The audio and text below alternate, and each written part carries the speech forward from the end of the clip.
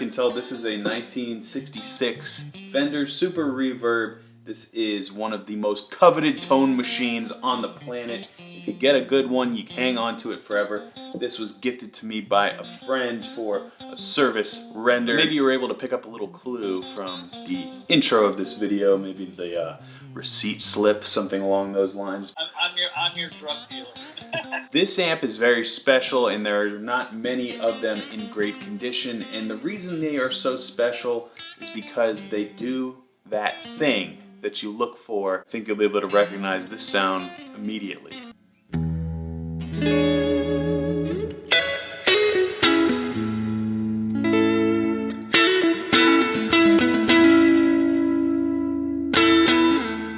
Yes, my little knockoff version of Lenny, but that tone, that glassy Strat sound, that's because of this amp. I believe Stevie Ray Vaughan used 2 Supers and 2 Vibroluxes on stage, maybe like the 112 Vibrolux, but this has 4 10s in it, all original Fender speakers, as well as the original tubes, the RCA tubes. And there are different schools of thought on how to set these amps. So if you're playing live, you may want to turn it up a little bit, maybe to around 4 or 5. But I find the sweet spot for studio recording, and I actually started miking this amp, and turns out I think I like it better attenuated through a couple different speakers. I'm thinking that the sweet spot of the amp is between 3 and 4, right when you get that little breakup, and then I can have the reverb anywhere I want it, depending on the watchiness. But really the most important thing is the fact that this amp can take so many different guitars well, and it's a great pedal platform. Fender amps always are. And yeah, this thing's just a machine. I mean, check out the different sounds you can get out of it with different guitars.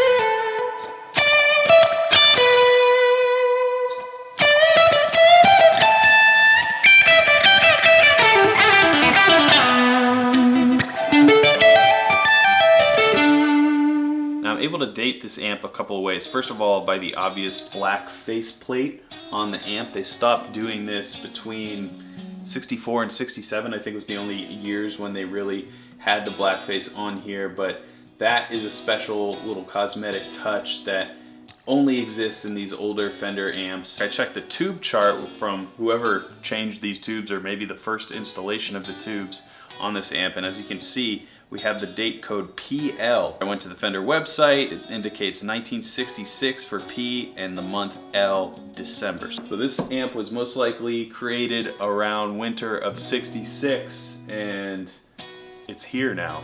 What a journey. As you can see here, also to date the amp, Fender Musical Instruments. It was Fender Electric Instruments, I believe, but they switched to Fender Musical Instruments because they started making non-electric instruments like acoustic guitars, so that also indicates that late 60s date range. Now the best part about Fender amps, in my opinion, and especially this Super Reverb amp, it really lives up to its name. This tube spring reverb inside the amp just rattling around, making beautiful, glorious, juicy harmonic action happen.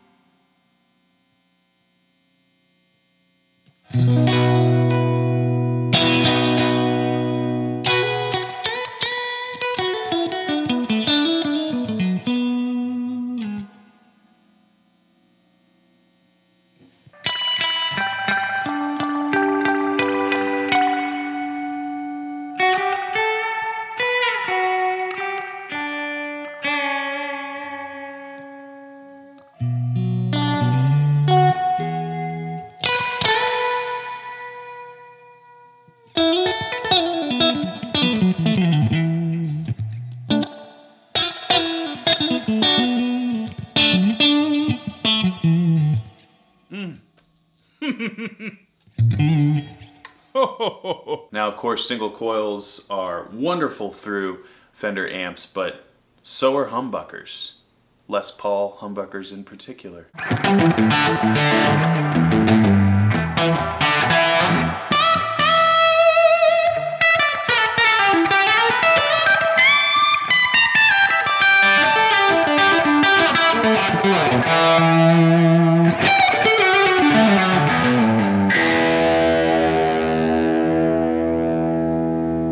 Of course, you can do that chimey Strat thing that I think is maybe the most magical guitar sound in the world.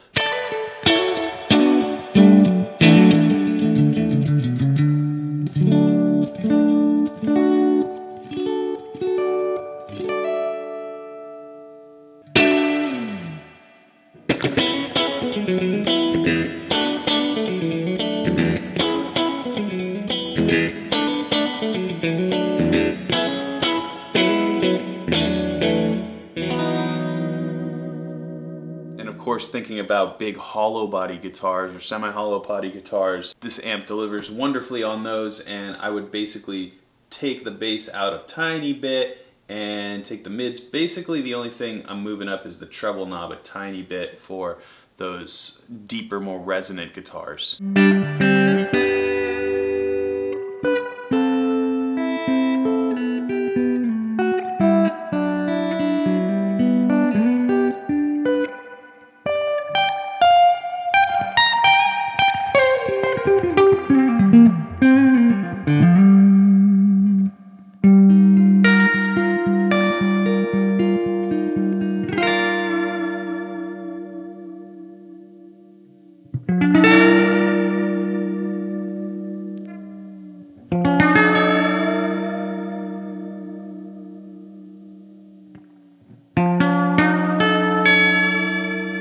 It's just such an awesome tool to have for any sort of tone that you heard. It's the go-to studio tone, and that's kind of where I'm at in my collecting life. I love nice guitars and nice amps, nice pedals, but I'm really looking for utility these days, and amps in particular where I can just set them in certain preset modes, whether it's using an attenuator or using a certain mic setup and just having it there all the time. I am kind of going down that path these days. So I hope you enjoyed this video. I hope you enjoyed the Super. It's going to be heard a lot on this channel these days. Thanks to my special friend for sending it my way. And until next time, keep shredding.